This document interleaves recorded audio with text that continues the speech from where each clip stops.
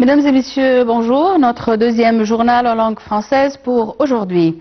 Le président Abdel Fattah el-Sisi a accompli la prière de Fajr à la mosquée Al-Aziz el-Hakim dans le quartier d'El Muqattam, marquant ainsi l'inauguration de la mosquée. Ceci intervient en présence du Premier ministre Mustafa Madbouli, du ministre des Waqf Oussama Al-Azhari et du chef du génie militaire, le général Walid Arif.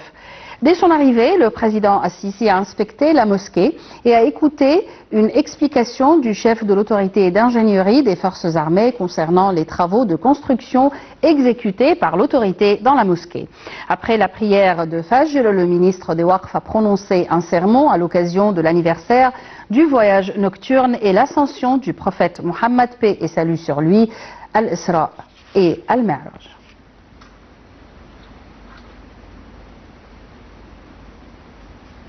Le président Abdel Fattah el-Sisi a adressé ses félicitations au peuple égyptien ainsi qu'aux nations arabes et islamiques à l'occasion du voyage nocturne et de l'ascension de l'Isra et le Mi'raj. Dans un message publié sur sa page officielle sur les réseaux sociaux, le chef de l'État a exprimé ses plus sincères félicitations au peuple égyptien et aux nations arabes et islamiques à cette occasion, priant Dieu Tout-Puissant de nous accorder bonté, sécurité et stabilité et de protéger notre pays de tout mal.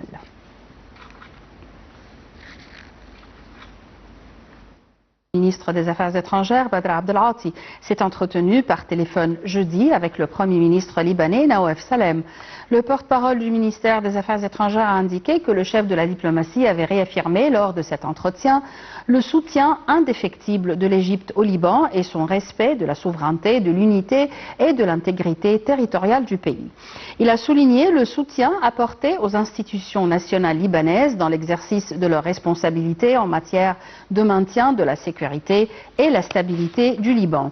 Le ministre des Affaires étrangères a souligné le soutien apporté aux institutions nationales libanaises dans l'exercice de leurs responsabilités en matière de maintien de la sécurité et la stabilité du Liban et par conséquent la protection des intérêts du peuple libanais. Le chef de la diplomatie, Badr Abdel Ati, s'est entretenu par téléphone avec la haute représentante de l'Union européenne pour les affaires étrangères, Kaja Kallas, et le ministre chypriote des Affaires étrangères, Konstantinos Kombos.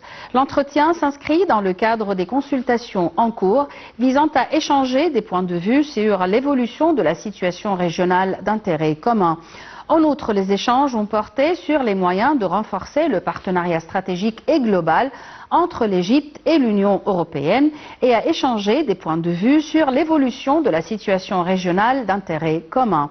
Dans le même contexte, les deux responsables ont salué les progrès significatifs accomplis dans les relations entre l'Égypte et l'Union européenne à tous les niveaux politiques, économiques et sécuritaires, ainsi que l'engagement commun en faveur de la coordination et de la concertation pour la réalisation d'intérêts communs. L'entretien a aussi abordé l'évolution de plusieurs crises qui secouent le Moyen-Orient, notamment la situation en Iran.